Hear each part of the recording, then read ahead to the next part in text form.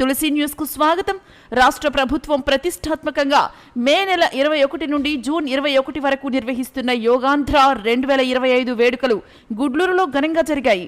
ఈ సందర్భంగా ఏర్పాటు చేసిన యోగా కార్యక్రమంలో ఎంపీడీఓ వై వెంకటేశ్వరరావు, అధికారులు, సిబ్బంది, నాయకులు, గ్రామస్తులు ఉత్సాహంగా పాల్గొన్నారు. యోగా గురువు సూచనల మేరకు వివిధ యోగాసనాలు సాధన చేశారు. ఈ సందర్భంగా ఎంపీడీఓ మాట్లాడుతూ రోజువారీ విధి నిర్వహణలో ఒత్తిడిని ఎదుర్కొంటున్నామని, అలాంటి ఒత్తిడిని తగ్గించడానికి యోగా అత్యంత సమర్థవంతమైన మార్గమన్నారు. యోగా అంటే కేవలం ఆసనాలే కాదని శరీరం, మనస్సు మధ్య సమతుల్యం ఏర్పరిచే గొప్ప విన్యాసమని ఆయన కొనియాడారు. యోగా మన ఏకాగ్రతను పెంచడంలో సహాయపడుతుందని, ప్రపంచవ్యాప్తంగా యోగాను గుర్తించి ఆచరిస్తున్నారని ఆయన అన్నారు.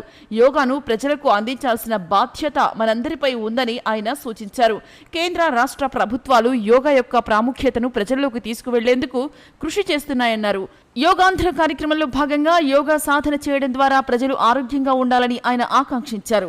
ఈ కార్యక్రమంలో మేకపోతుల రాఘవులు, పువ్వాడి వేణుగోపాల్, పూరేటిపల్లి సుబ్బారావు, మేకల మాల్యాద్రి, ఉన్నవు వెంకటేశ్వర్లు, దామా వెంకటేశ్వర్లు, పాపనబోయిన శ్రీనివాసులు